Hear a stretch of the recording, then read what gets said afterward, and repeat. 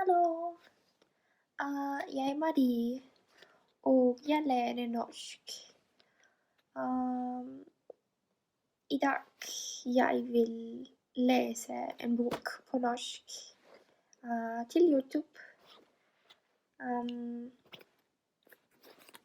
Det er boken Harry Potter og De vise stein.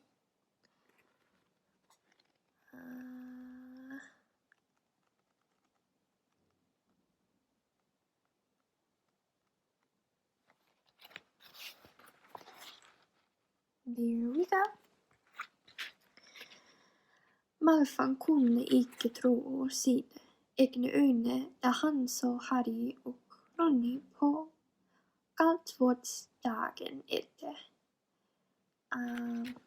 Litt slitne kanskje, men glade og fornøyde etter en god natts søvn, virket egentlig møtet med den trehodete hunden som et riktig spennende eventyr, og de kunne godt tenke seg et nytt. I mellomtiden fortalte Harry Ronny om pakka som øyensynlig måtte være flyttet fra Flygot til Galtvort, og de tilbrakte en god stund med å spekulere på hva det kunne være som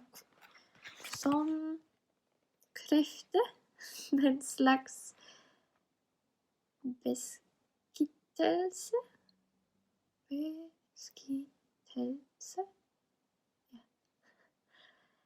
Enten er det veldig verdifullt eller veldig farlig, sa Ron.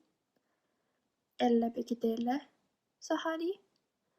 Men ettersom det eneste det visste sikkert om den viktigste gjenstanden var at den var omtrent 5 centimeter lang, var det små sjanser for å greie å gjette det uten flere holdepunkter. Verken Nilus eller Hermine viste den ringeste interesse for hva som skjulte seg under hunden og lukka i gulvet. Nilus var bare opptatt av en ting: å slippe å komme i nærheten av den hunden igjen.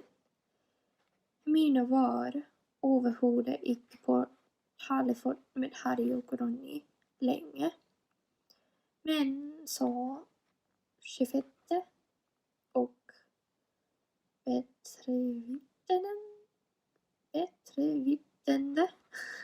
som hun var, sa de dette bare som en ekstra bonus. Det eneste de ønsket seg nå, var en måte å få hevn over Malfoy på. Og fantastisk nok dukket akkurat det opp med posten en ukes tid etter. Uglene strømmet inn i storsalen som vanlig, men det var en ting som tiltrakk seg alles oppmerksomhet: en lang, tynn pakke båret av 6 ugler. Harry, som var like interessert som alle andre i å se hva som var i deres store, smale pakke, ble helt overrumplet da uglene dalte ned og slapp den foran ham, så alt pakkenet falt på gulvet. De rakk så vidt av flask vekk ingen, for nok en ugle kom inn og slapp et brev oppå pakka. Ok. I don't speak Norwegian fluent just yet, I hope. And I just took a random chapter out of the book. I didn't understand like a lot of what was told or what I've read, but I just wonder if a native tongue would understand what I'm actually reading, or if a native tongue would have trouble like understanding my reading. So if you're a native Norwegian, I would be really glad if you could tell me if you understood everything, or if there was something that you just like, what? So thank you.